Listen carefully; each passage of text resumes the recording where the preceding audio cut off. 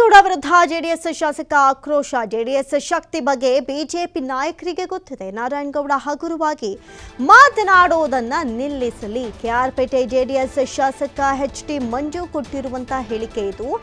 ಮೈತ್ರಿಯಲ್ಲಿ ಗೊಂದಲವಿಲ್ಲ, ಮೈತ್ರಿ ಮುಂದುವರಿಯುತ್ತೆ. ವ್ಯತ್ಯಾಸವಾಗದ ರೀತಿ ನೋಡ್ಕೊಳ್ಳೋದಕ್ಕೆ ವರಿಷ್ಠರಿಂದ ಸೂಚನೆ ಕೂಡ ಸಿಗ್ತಾ ಇರುತ್ತೆ, ಸೂಚನೆ ಇದೆ. ಎಚ್.ಡಿ.ಡಿ ಕುಟುಂಬದ ಸಹಕಾರವಿಲ್ಲದೆ ನಾರಾಯಣಗೌಡ ಬೆಳೆಯೋದಕ್ಕಾಗಲ್ಲ. ನಾರಾಯಣಗೌಡಗೆ ದೇವೇಗೌಡ ಕುಟುಂಬ ಆಶೀರ್ವಾದ ಮಾಡಿದೆ ಅಂತ ಹೇಳಿ ಎಚ್.ಟಿ. ಮಂಜು ಇವತ್ತು ಮಾತನಾಡಿದ್ದಾರೆ. ಇನ್ನು ಜೆಡಿಎಸ್ ಶಕ್ತಿ ಬಗ್ಗೆ ಬಿಜೆಪಿ ನಾಯಕರಿಗೆ ಗೊತ್ತಿದೆ. ನಾರಾಯಣಗೌಡ ಹಗುರವಾಗಿ ಮಾತನಾಡೋದನ್ನ ನಿಲ್ಲಿಸಲಿ. ಕೆಆರ್ಪೇಟೆ ಜೆಡಿಎಸ್ ಶಾಸಕ ಎಚ್.ಟಿ. ಮಂಜು ಕೊಟ್ಟಿರುವಂತಹ ಹೇಳಿಕೆ ಇದು. ಮೈತ್ರಿಯಲ್ಲಿ ಗೊಂದಲವಿಲ್ಲ, ಮೈತ್ರಿಯಲ್ಲಿ ಯಾವುದೇ ಗೊಂದಲಗಳಿಲ್ಲ, ಮೈತ್ರಿ ಮುಂದುವರಿಯುತ್ತೆ. ವ್ಯತ್ಯಾಸವಾಗದ ರೀತಿ ನೋಡ್ಕೊಳ್ಳೋದಕ್ಕೆ ವರಿಷ್ಠರು ಅಲ್ಲಿಂದ ಸೂಚನೆಯನ್ನ ಕೊಡ್ತಾರೆ. ಎಚ್.ಡಿ.ಡಿ ಕುಟುಂಬದ ಸಹಕಾರವಿಲ್ಲದೆ ನಾರಾಯಣಗೌಡ ಬೆಳೆಯೋಕ್ಕಾಗಲಿಲ್ಲ. ನಾರಾಯಣಗೌಡಗೆ ದೇವೇಗೌಡ ಕುಟುಂಬ ಆಶೀರ್ವಾದ ಮಾಡಿದೆ ಎನ್ನುವಂತಹ ವಿಚಾರಕ್ಕೆ ಎಚ್.ಟಿ. ಮಂಜು ಮಾತನಾಡಿದ್ದಾರೆ.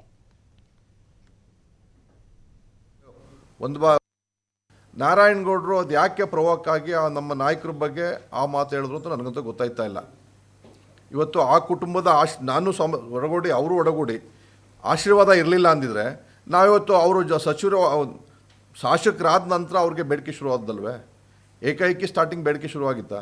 ಈಗ ನಾನು ಶಾಸಕನಾದ್ಮೇಲೆ ನಮಗೂ ಸಹ ಬೇಡಿಕೆ ಶುರುವಾದಲ್ವೇ?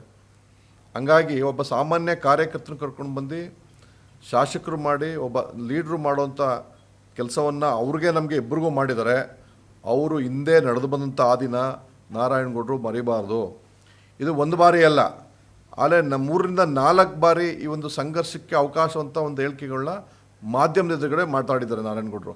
ಅವರು ಹಿರಿಯರಿದ್ದಾರೆ, ಸಚಿವರಾಗಿದ್ದಾರೆ, 3 ಬಾರಿ ಶಾಸಕ, 2013, 2018ರಲ್ಲಿ 2 ಬಾರಿ JDS ಪಕ್ಷದ ಚಿಹ್ನೆ ಎದುರುಗಡೆ ನಮ್ಮ JDS ಕಾರ್ಯಕರ್ತರು, ಮತದಾರರು ಮತ್ತು ನಾಯಕರ ಒಂದು ಆಶೀರ್ವಾದದಿಂದ 2 ಬಾರಿ ಶಾಸಕರಾಗಿದ್ದಾರೆ.